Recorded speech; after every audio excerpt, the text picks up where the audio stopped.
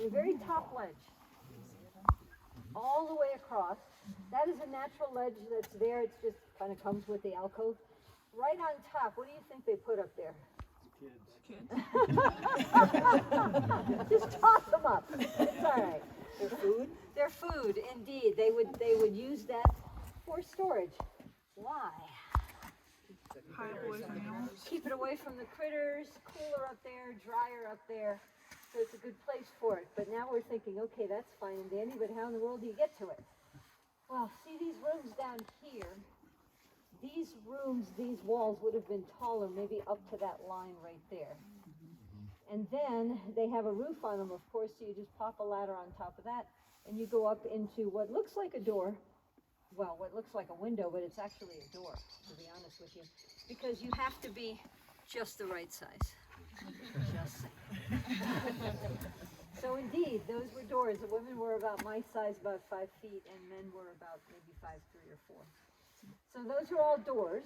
These little ones over here would not have, that would have been either for ventilation or light or something like that. That would have been the purpose of some of those over there.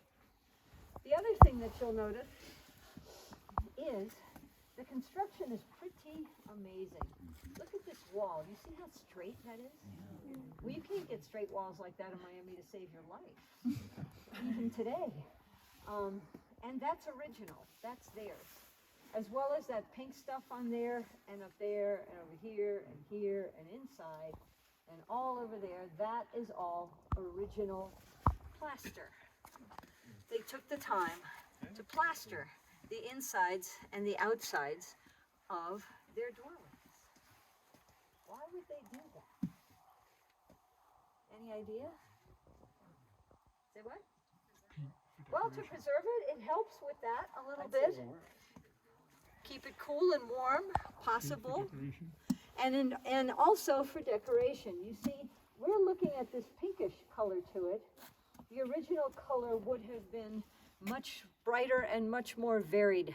They knew how to make dyes. They used flowers, shrubbery, minerals, and that would have been 150 rooms, a whole conglomeration of colors, reds and yellows and whites and all sorts of things. Yes? The Ancestral Pueblo people. Their descendants are living today in New Mexico and Arizona. There's 21 different tribes and pueblos living in that area, New Mexico and Arizona, that are direct descendants of these Ancestral Pueblo people. We name them Ancestral Pueblo people because they built pueblos. We're so ingenious like that. So we used to call them Anasazi. Anasazi is actually a Navajo term that means not my ancestors. Yeah. So as you can imagine, that was not very complimentary to these very kind and very humble people. So now we must more appropriately, at least, call them Ancestral Pueblo people. Yes? Do we know why or how they chose this area to Yes. Well, here's the interesting thing about it. There were about 30 or 40,000 people down in the valley. We think they came across the Bering Strait, down California, across Mexico, and then up into Colorado. They started off as hunter-gatherers. Along the way, someone gave them corn, maize, and told them that they needed to plant it. So now they looked for a good place to farm. There's 3 good reasons that they farmed up here and not down in the valley with those other 30,000 people. 1, there is more moisture up here than down in the valley. 2, we are not a mesa. We are not flat. Our south side slopes down at about a 7-degree angle, and that gives you a 20 to 30 day longer growing season up here than down in the valley. And 3, you know that nice breeze that often comes through? That blows in fresh topsoil, often from as far away as Arizona. So now you've got longer growing, more fresh topsoil, and more precipitation up here. They grew corn, beans, and squash mostly. They did grow some sweet potatoes. Planted the corn in the middle, took the nitrogen out of the soil, planted the beans around that, help replenish the nitrogen or hold on to it, and planted the squash around that because it shielded the younger plants. they came up with these things all without Google, so I don't know. They were and still are very, very intelligent people and amazing problem solvers. Is there a river nearby? Where's their water? There is no river nearby. There's a river 6 miles away, which is the Mancos River, which is not too terribly large. And they got their water. This is kind of an interesting story. This was once an inland sea. And when you have beach sand compacted over millions of years, you get sandstone. So most of what we're looking at is sandstone. There is a layer of Menifee shale in there, and that's a non-porous rock. So what happens is, and was, the moisture would fall on top, it would begin to seep down or percolate down through the sandstone until it met the solid, non-porous shale. And then the water would have to go somewhere because it wasn't being absorbed by the rock anymore. If we know anything about water, it's always going to find a way out. And so it did. The water came out of the rock. Maybe the second time in history, water came out of a rock. And they realized that it was perfectly good to drink. It had just been filtered through 300 or 400 feet of stone. And so they would dig out a trough, and that would be their drinking water. Now, while they were living above where they were farming, they lived in pit houses. If you have not yet driven the Mesa Top Loop, I strongly encourage you to do so, because you will see how their architecture developed. You'll see a pit house built in 600, some built in 700 to 900, some built in 900 to 1100 when they started to build pueblos. So that will show you their architecture. Also, you'll see some other cliff dwellings along that Mesa Top Loop. All you have to do is park your car right there in front of the site, get out, walk 25 feet, bam, right there. Okay, so do check out that Mesa Top Loop. So they got their water from what we call seep springs. When they were living on top, somebody had to come down and get it. Can you guess who they sent down to get it? You got it. Yes, they did. They came down using what we call hand and toe holes. You chip out a little piece of the rock, and you put your hand in there, chip out another little piece of the rock, put your hand in there. You can go up, down, sideways, whatever direction you want to go. About 5 feet before we get to the first ladder, when we are exiting here, you will see some original hand and toe holds on your right. Okay, so look for those. And it's interesting about those because they go up, but then they go off to the right. And when you look at the path, it makes perfect sense. And it's not actually that difficult.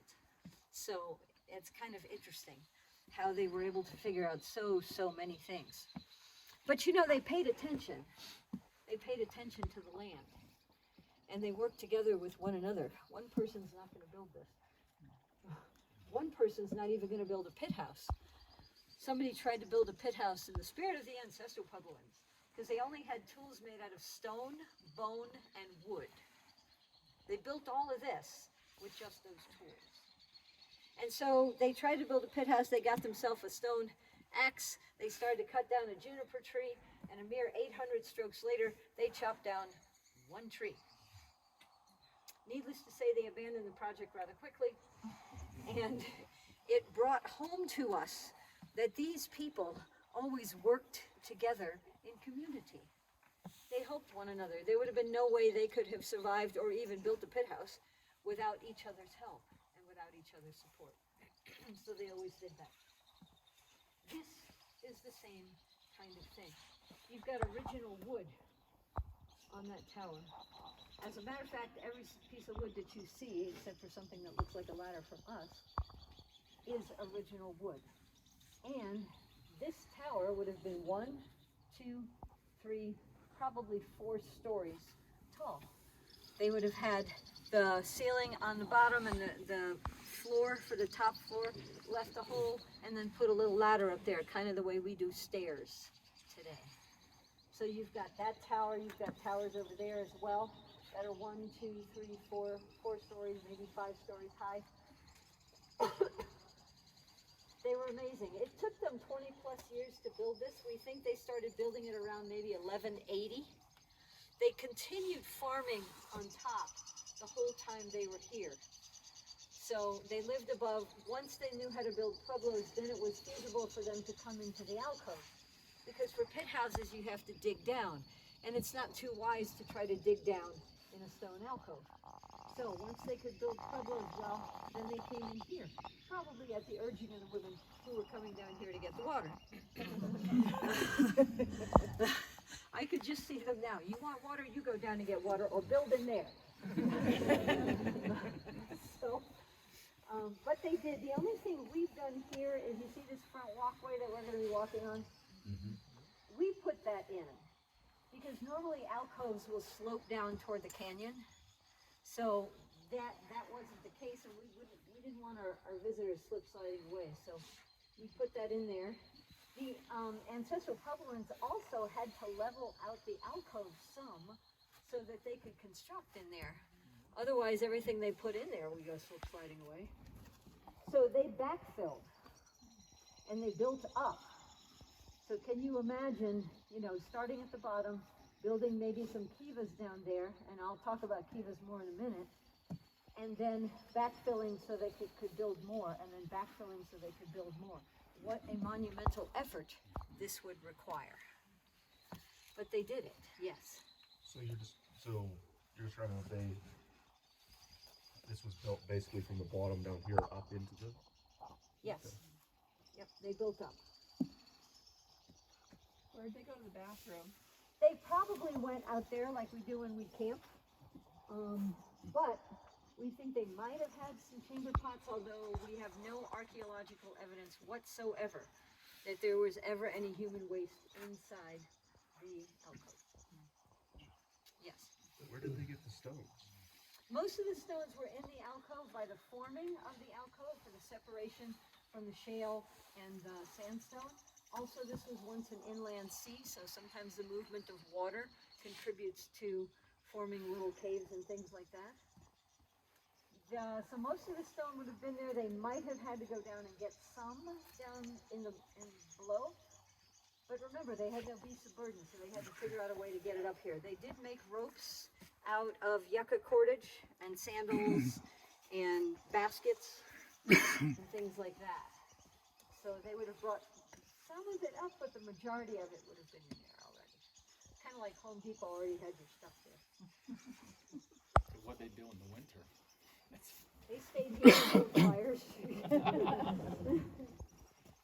there any significance to the size or the shapes of the towers and the size of the rooms? We are not sure. There was no hierarchy. We often imagine, more important people lived in the bigger places because that's the way our society works. But their society didn't work like that. Theirs was a matriarchal society. 700 years. Worked really well, just saying. Something to think about. And it still is actually a matriarchal society. So the ladies were in charge, but there wasn't a hierarchy in the way that we think of it. There wasn't just one person, making decisions and telling everybody else what to do. Theirs was more of a, again, working together approach to things. So when it came time to make decisions, they talked to each other.